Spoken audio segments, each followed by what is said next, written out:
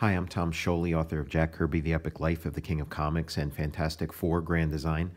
And today I want to talk about The Myth of 8 Opus, Issue 1 from Thomas Scioli Publishing, July 2000.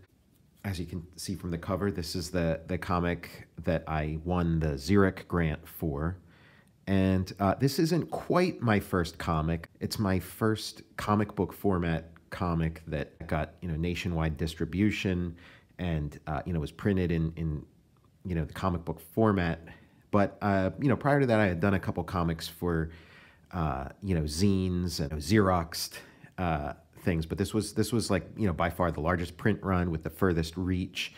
The first like genuine comic book comic. When I created this comic, the idea was I wanted to make a comic that kind of felt like an old comic. And now 22 years later, it genuinely is an old comic. It's as when I made this, let's think. So it's 22 years ago. So the distance between now and then would be like a comic from 1978. So this is like when I made this, a comic that's as old as this is now. When I made this, would have been like the first issue of the Micronauts. That's kind of a sobering thought. Because the Micronauts in the year 2000 seemed like something from 100 years ago. So, the fact that I made a comic that is from 100 years ago is sobering. It's also kind of cool because my dream was to be, part of comics, part of the history of comics and part of that grand pageant of long boxes. And so, here I am. I'm part of it. I got my wish. How does it taste, Tiger? This was a very, very early work for me, and I got the Xeric grant. It was a grant created by Peter Laird to help, up-and-coming independent comics creators get their start, the same way that he and Kevin Eastman did with the Teenage Mutant Ninja Turtles. Give you some seed money to get your comics started. And the seed money that I got from this, I was able to, put out 5 regular issues like this of The Myth of 8 Opus, and then 3 graphic novels. So it, worked out really well for me. It jump-started my comics career, kind of got my name out there, got my work out there. It's, it's a body of work I'm very proud of, very happy with, and to this day, people still ask me about it and tell me how much they like it. So that's very gratifying. The name 8 Opus, this was, the height of my Kirby fandom. And when I made this, I wanted to make a, like my own take on, the sort of, Jack Kirby kind of comic. So I wanted to create a new mythology made out of the bits and pieces of existing mythologies of sort of, the mythology of pop culture and comics culture, superhero culture, but also, classical things. And so 8 Opus, just doing sort of a play on words, and I was going for Oedipus. I was thinking of sort of, mythic characters that I could put at the center of this, Odysseus, Hercules.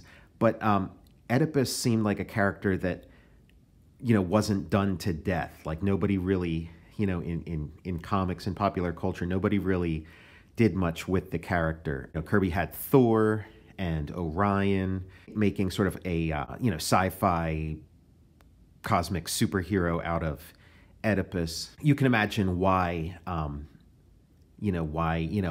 Marvel Comics or DC or whatever, never did anything with that character, kind of tough explaining, some of the elements of the character, sort of, Oedipal complex and things like that is sort of the first thing to pop into people's minds with that character. So it was a character that I felt was sort of up for grabs, and so I created 8 Opus, a sort of, a sci-fi version of that character, but really, using that as a springboard, but making my own thing out of it, making it as true to the the Greek myth of Oedipus, make it as true to that as Jack Kirby's Orion is to the Greek myth of Orion, and maybe not quite as faithful to the myth, the mythic character of Thor, the way Kirby's Thor comic is. But even with Thor, Kirby played fast and loose with the mythology and created his own thing out of it. And that's what I was interested in. It was sort of, I was at the height of my Kirby fandom, also at the height of my Joseph Campbell fandom. So heavily into, Jack Kirby, Joseph Campbell, Star Wars, video games, where I was coming from with this. The approach to color, I don't really color things like this anymore, but I like it. It's I wouldn't color it like this now, but it does. When you look at the work of a young artist in the beginning of their journey, even if that young artist is yourself, things that you might even be tempted to call mistakes, but there's certain things that like a young artist does that a sort of experienced, mature artist would never do, and as a result, it makes the young artist's work singular in their own body of work. I think about like Ditko, some of the crazy stuff he did in his earliest work that you would just never see it in mature Ditko. So yeah, Thomas Scioli Publishing, issue 1, printed in Canada, printed by Preeny Print and Litho. It was the same printer that printed Cerebus all those years, and this is the 8 Opus logo of sort of the mask and a little bit of the face revealed. For the mask, I mean, I was going for sort of a Kirby-esque kind of thing, and sort of like a Greco-Roman, almost like if you broke the front off of a statue and and fashioned a mask out of it, filled it with technology and with sort of the missing eyes that would be in statuary of gods, cracks and fissures, implying like a stone, stone or marble or something, and then rendered in sort of Kirby-esque stuff, and then little suggestions of like a beard and whatnot. The shape of the nose was kind of inspired by Icarus's nose from the Eternals, and so the title Oedipus Rex, a play on words of Oedipus Rex, R-E-X, the story of Oedipus the king. Oedipus Rex on a planet long dead. It is a nameless corpse world, the floating husk of a once proud haven from ancient days. All that's left is bone. Oedipus came to this strange world in search of his comrade in arms Daedalus to ask his aid in a great task. Unprepared for the dangers that faced him, Oedipus was attacked by an orbiting band of ghouls and was forced to make a crash landing. It starts out in medias res. I did some other 8 Opus stories prior to this, that I published in, ash cans and whatnot. I don't think any of those stories was like the one of him getting attacked by an orbiting band of ghouls. I think I drew like an image of that, like a cover. That was like the cover of the ashcan version of this comic, which I submitted to the Xeric grant. I did eventually, I made a prequel to this called Myth of 8 Opus Prologue, and then sort of told the story of what 8 Opus was up to prior to these events. But the idea was to start this story in medias res, like a Greek tragedy, but also like a comic book, and like Star Wars, that you're coming into the story a little bit late, and that there's actually this character has this whole long history behind him and all kinds of great things that he's done, even if this is his first appearance. I was so in love with that idea, and at the time when you're first starting out as a creator, you feel very a little insecure at sort of like how young you are and how you're just starting out and you don't have like a body of work behind you. And so I feel like that's something that young creators do, and that I myself was doing, trying to sort of puff myself and make it seem like I wasn't just some new kid on the block, but that this is that this stuff is legit. Now looking back, I realized that that is a strength. Being the new kid on the block and is a strength too. People are kind of fascinated by that too. Like, oh, they're curious, like, oh, what's the, who's this? What's this kid up to? And it might have been smarter to play that up. And also just the idea of if somebody buys the first issue of your comic, they're coming in on the ground floor, and there's a fun to that. There's an excitement to being in on the ground floor of something. And so, let them realize that, communicate to that, let them understand that and feel that, hey, I'm here at the beginning with 8 Opus. So subsequent work reflects that. I admire, I'm a fan of this kid starting out, and I kind of want to, be there to give him advice, but also mainly understand that, like, yeah, this kid's got to do it his own way, and he doesn't need anything from anybody. Just let him do his thing and learn his lessons. Learn them the hard way, or create something that only he can create. And so 8 Opus, climbs out of the rubble of his wrecked ship and is pulling out like as much useful junk from it as he can. I really like this face and the inking on it. I mean, I was really going for it, like a certain aesthetic, and there's just bits and pieces of it, and I'm establishing this sort of mask, this oracular mask that he has. So one element of the myth in the story of Oedipus was this oracle told his father about the future and about how his son would kill him and marry his wife, and stuff like that, and so this is my reference to that oracle, is to give him this oracular mask that sort of shows him visions of the future that he's not sure to what degree he can trust, but he's seeing these visions of death with these runes impressed on them, and then he sees sort of an after image of with his mask. He detects an after image of Daedalus, so he's on the right track. His friend Daedalus is here. Premonitions of death. He just sees that this world is just completely imbued with death, and it's sort of this world made out of the carcass of a dead god. Referencing Norse mythology, the way Earth was made out of, made from the bones of a giant, and of course, referencing Transformers the movie and the subsequent season of the Transformers TV cartoon, where they spend a good bit of time, the Unicron's severed head, which has sort of become its own like planet or moon. So just this idea, everything in here implying a backstory. The backstory of, 8 Opus's mission, the backstory of his, friendship with Daedalus, the backstory of this planet, that we're seeing a planet that's, beyond the point of no return. And so here's Daedalus flying on his little space glider thing. And Daedalus, I've reached the top of this world, inside the skull section.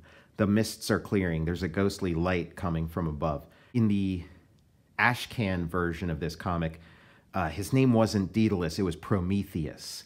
And then the comic Promethea came out from Alan Moore, and Promethea, she had this sort of caudicus was her sort of weapon. She had this sort of staff that had like snakes wrapped around it. And since Daedalus, since he was called Prometheus and he had a weapon that was like a snake, I thought, okay, let me change his name just so, it doesn't, just so I'm not like stepping on Alan Moore's toes or whatever. I don't know, what I was thinking. I could have called him Prometheus and it wouldn't have been a problem. I want Alan Moore mad at me. I don't want him to think I'm ripping him off. I mean, I came up with this before Promethea, but I don't, Anyway, so I changed it to Daedalus, and I'm fine with that name. I mean, when you make a comic with a lot of characters with hard to pronounce names, you're making things a little more difficult for yourself than you need to.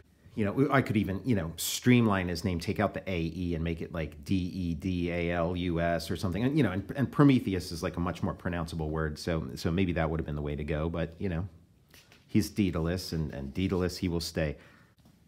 So, yeah, we kind of cut back and forth between 8 Opus and Daedalus, and it's just my understanding of how you do this kind of comic. And you'd have a lot of Kirby comics like that, where you'd have sort of the main character doing his thing, and then you'd have like a secondary character or secondary characters that you'd sort of cut to, and just broaden the scope of what's going on, and sort of tease the idea that, oh yeah, at some point these two stories are going to converge. So I think probably specifically what I was thinking of would be like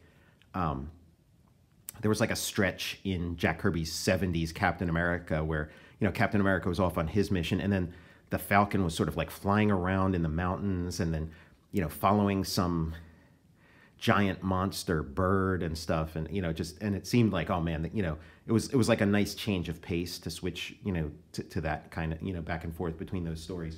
And so he's talking, the lower rungs of this world were virtual deserts, but the upper region teems with signs of activity. So, we're learning about this planet, and that as you get closer to the top, there's stuff going on, kind of like these sort of like space octopuses, these leeches or whatever that are kind of, sucking. They're basically sucking the marrow from the bones of this dead giant, and now they see some fresh meat in the form of Daedalus, and so they're trying to eat him, and he's blasting away and stuff. Little action sequence, and then he defeats them, and then now he's flying back up. I can tarry no longer. I must enter the city.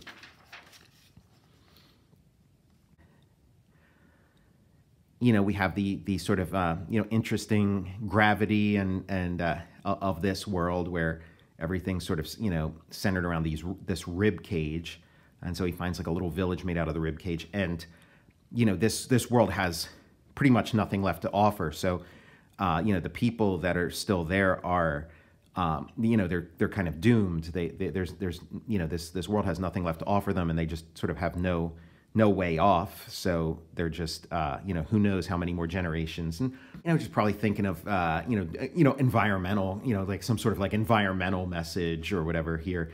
And coming out of the 90s, this idea that like the best years are behind us, and a civilization in decline, and we're destroying the earth, and all that kind of stuff. Also, I'm sort of at this time I'm reading a ton of 70s comics, and sort of 70s sci-fi and 70s pop culture was just kind of soaked in that kind of sense of doom. And so we have this little well that's some sort of magnetically powered well to sort of imply that like at one point there was some kind of more advanced civilization here that's that's gone, and he takes a drink, but this water burns like acid. This world is truly dead.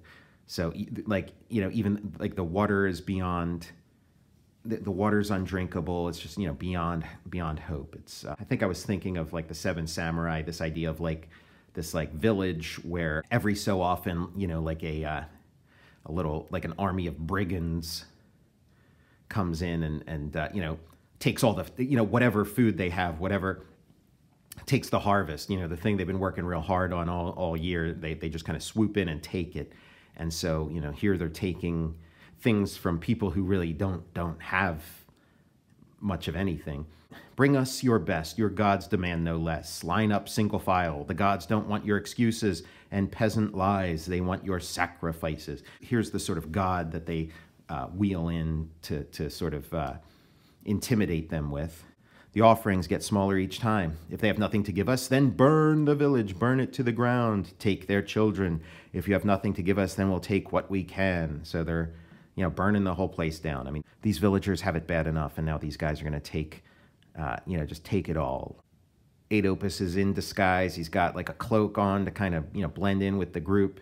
Give pause, O priest. I bring a gift for your gods. Now you're talking.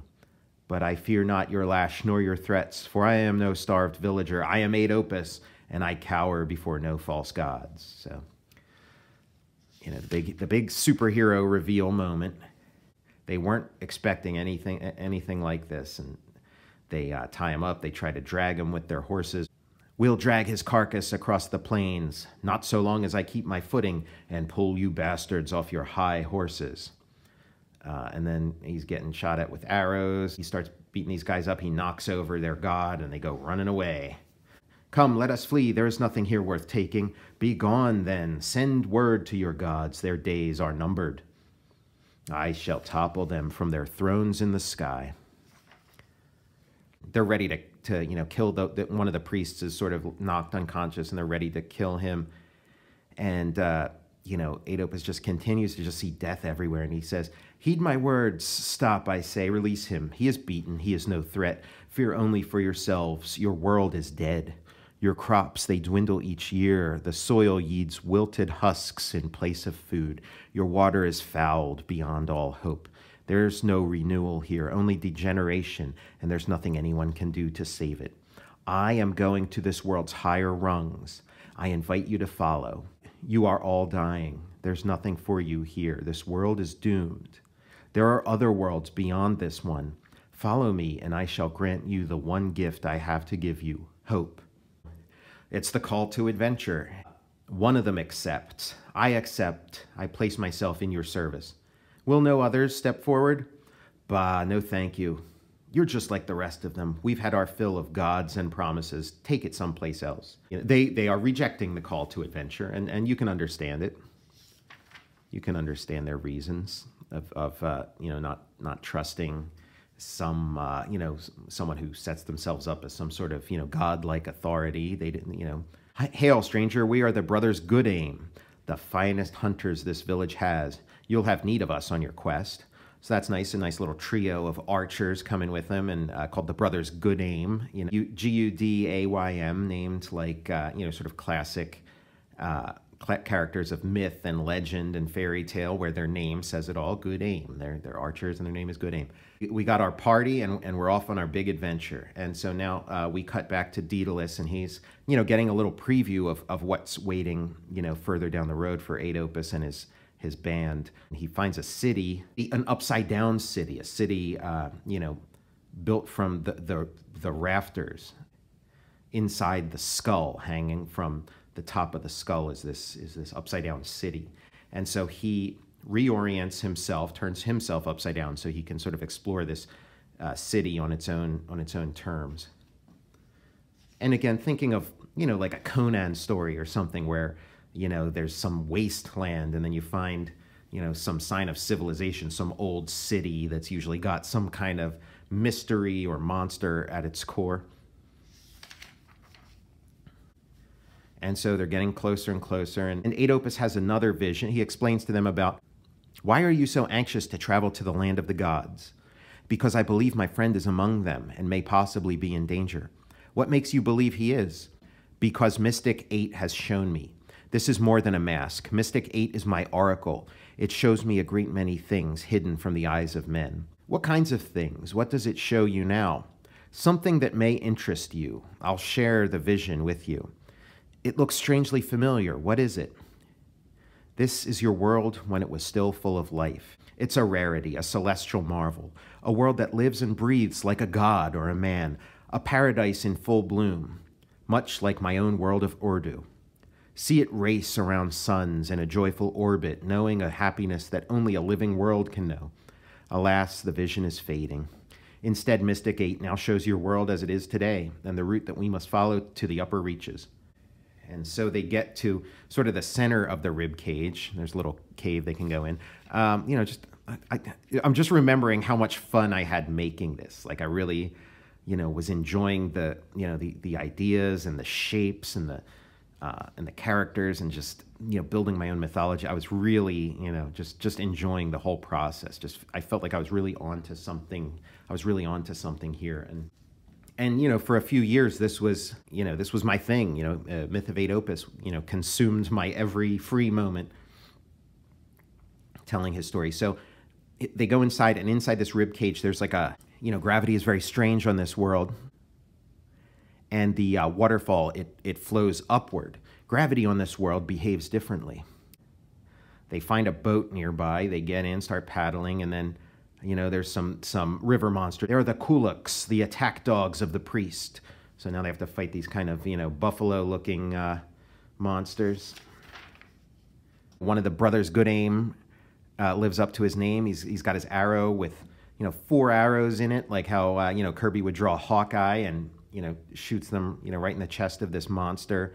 Aetopus fights them, punches them, and now we're back among the gods, and there's this tall grass, and this was an image that came to me in a dream. I was in this dream. I was walking in this sort of high grass, like a field of tall wheat in this sort of city, sunlit,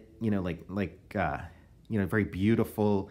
I felt very much at peace. It was kind of, Lovecraftian imagery, but like a happy version of Lovecraftian imagery, which, in the dream, I didn't feel any, threat or danger or anything. But, in a comic book, a superhero, sci-fi mythology comic, you gotta have some danger. So he has this moment of sort of beauty, and he sees these angels flying overhead, and you get a little glimpse of this sort of more Kirby-esque sci-fi wing flying past, and so he chases this angel, or seeming angel, and sees that it's a city of gods, an entire city filled with celestial beings. Could it be that I've found some lost paradise, the glory that has been driven out of Urdu?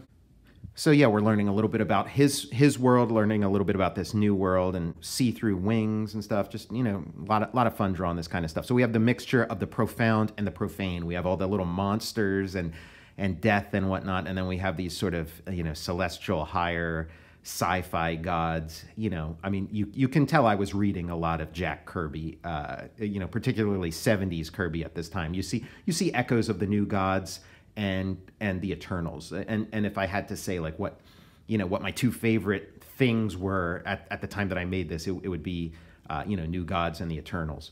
Fully immersed in my Jack Kirby fandom. I'm still as big a Kirby fan as I ever was, but my work has kind of become its own thing.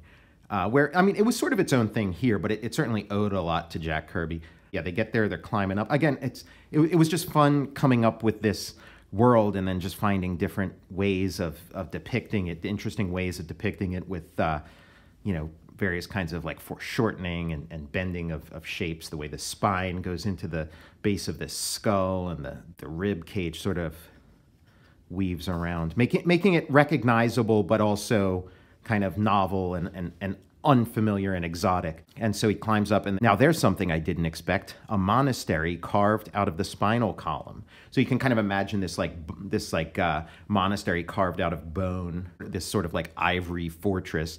And then he looks high up. Is this the city? We're at the top of the world? No, I think this is the priest's stronghold. Now that far, far above us on the ceiling of the great dome is the city. So you see like a little glimpse off in the distance. There's some clouds, some like moisture inside this skull, and then at the very top you can see, where Daedalus is currently. You can see this city in the distance.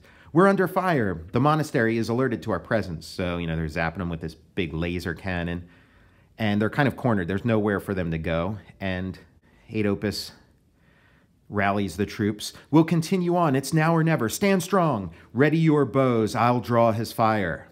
Got to disable this gun. And so this sort of moat, this gap between the edge of the spinal column and the monastery are these sort of, sharpened sticks. And you see somebody, a couple people who weren't so lucky and fell in there. He, charges up his fist. Aetopus channels all of his strength into his right arm.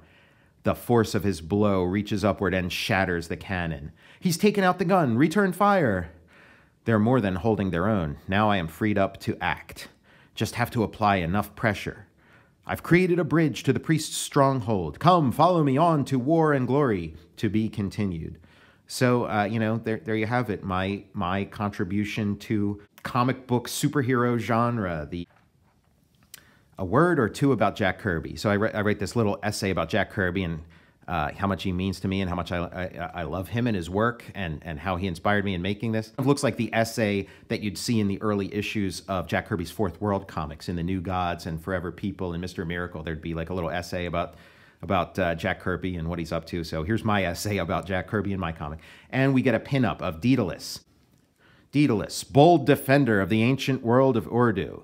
He is wielder of the serpent's coil, a weapon with the power of an unborn universe. Stolen from Nashek, a seeker of adventure and an artificer of infinite skill, Daedalus is Aetopus's most powerful ally and most trusted friend. You'll notice this comic is lettered with Comics Sans, which is unthinkable today, but probably unthinkable then. I don't know. Next issue, more thrills, more excitement in 2 more months. On sale, September 2000. The Myth of 8 Opus continues. Check out the current issue of previews to reserve your copy. So yeah, trying to, if you like what you saw here, trying to get you on board for the next issue. And, there's the 8 Opus logo on the back. Thank you for joining me on this walk down memory lane. This was my first time reading this in a really long time, and I enjoyed it. I have a lot of respect for this kid. He's going places. I wish him the best, and good luck, kid, on your journey. Yeah, let's do this again sometime. I'm Tom Scioli, author of Jack Kirby, The Epic Life of the King of Comics and Fantastic Four Grand Design, and I'll see you next time.